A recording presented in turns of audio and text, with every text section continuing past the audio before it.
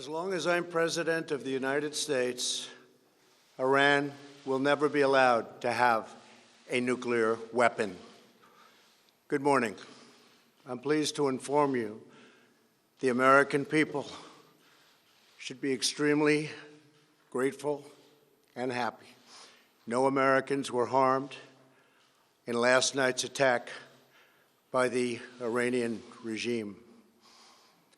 We suffered no casualties. All of our soldiers are safe, and only minimal damage was sustained at our military bases. Our great American forces are prepared for anything.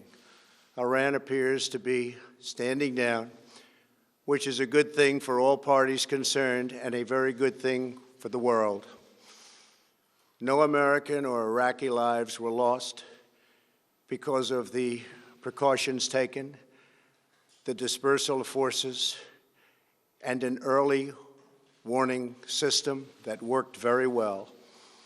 I salute the incredible skill and courage of America's men and women in uniform. For far too long, all the way back to 1979 to be exact, nations have tolerated Iran's destructive and destabilizing behavior in the Middle East and beyond. Those days are over. Iran has been the leading sponsor of terrorism, and their pursuit of nuclear weapons threatens the civilized world. We will never let that happen. Last week, we took decisive action to stop a ruthless terrorist from threatening American lives.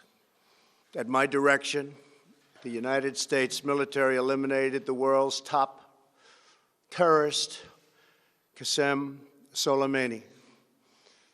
As the head of the Quds Force, Soleimani was personally responsible for some of the absolutely worst atrocities. He trained terrorist armies, including Hezbollah, launching terrorist strikes against civilian targets. He fueled bloody civil wars all across the region. He viciously wounded and murdered thousands of U.S. troops, including the planting of roadside bombs that maim and dismember their victims. Soleimani directed the recent attacks on U.S. personnel in Iraq that badly wounded 4 service members and killed 1 American, and he orchestrated the violent assault on the U.S. Embassy in Baghdad. In recent days, he was planning new attacks on American targets, but we stopped him. Soleimani's hands were drenched in both American and Iranian blood. He should have been terminated long ago. By removing Soleimani, we have sent a powerful message to terrorists. If you value your own life, you will not threaten the lives of our people. As we continue to evaluate options in response to Iranian aggression, the United States will immediately impose additional punishing economic sanctions on the Iranian regime. These powerful sanctions will remain until Iran changes its behavior. In recent months alone, Iran has seized ships in international waters, fired an unprovoked strike on Saudi Arabia, and shot down 2 U.S. drones.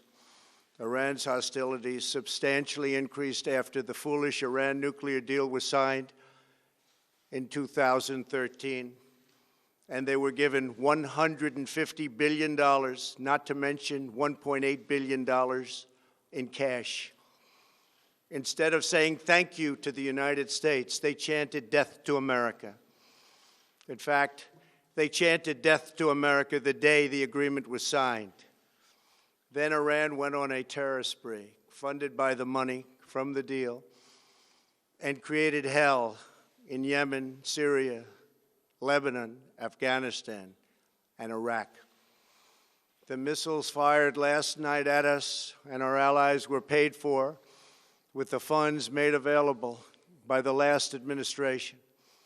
The regime also greatly tightened the reins on their own country, even recently killing 1,500 people at the many protests that are taking place all throughout Iran. The very defective JCPOA expires shortly anyway and gives Iran a clear and quick path to nuclear breakout. Iran must abandon its nuclear ambitions and end its support for terrorism. The time has come for the United Kingdom, Germany, France, Russia, and China to recognize this reality.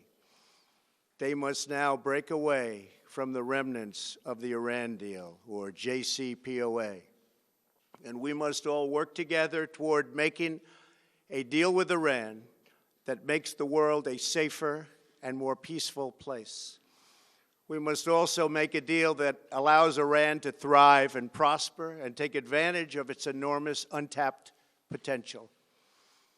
Iran can be a great country.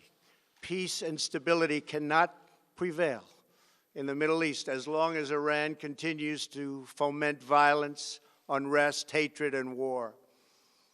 The civilized world must send a clear and unified message to the Iranian regime. Your campaign of terror, murder, mayhem will not be tolerated any longer. It will not be allowed to go forward. Today, I am going to ask NATO to become much more involved in the Middle East process. Over the last 3 years, under my leadership, our economy is stronger than ever before, and America has achieved energy independence. These historic accomplishments change our strategic priorities. These are accomplishments that nobody thought were possible. And options in the Middle East became available. We are now the #1 producer of oil and natural gas anywhere in the world. We are independent, and we do not need Middle East oil. The American military has been completely rebuilt under my administration at a cost of $2.5 trillion. U.S. armed forces are stronger than ever before. Our missiles are big, powerful, accurate, lethal, and fast. Under construction are many hypersonic missiles. The fact that we have this great military and equipment, however, does not mean we have to use it. We do not want to use it. American strength, both military and economic, is the best deterrent. 3 months ago, after destroying 100% of ISIS and its territorial caliphate, we killed the savage leader of ISIS, al-Baghdadi, who was responsible for so much death, including the mass beheadings of Christians, Muslims, and all who stood in his way. He was a monster. Al-Baghdadi was trying again to rebuild the ISIS caliphate and failed. Tens of thousands of ISIS fighters have been killed or captured during my administration. ISIS is a natural enemy of Iran. The destruction of ISIS is good for Iran, and we should work together on this and other shared priorities.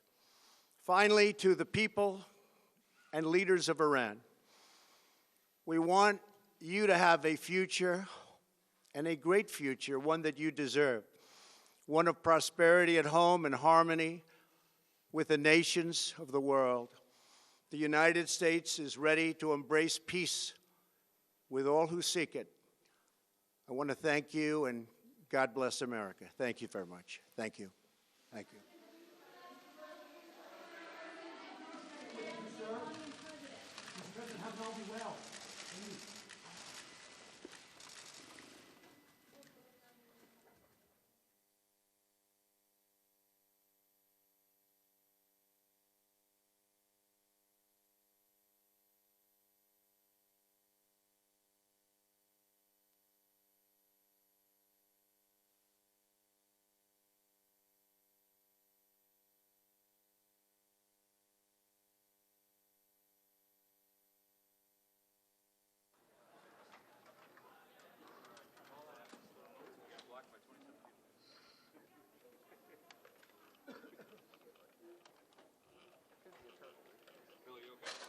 Yeah, I'm fine. Yeah, yeah. Everybody sent me pictures. And they're like, glad you shaved today.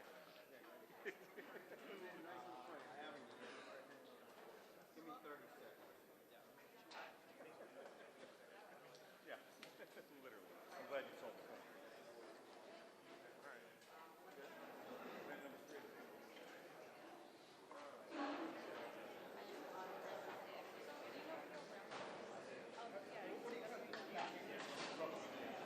Yeah, Javad Zarif, the Iranian foreign minister, said last night that Iran had undertaken a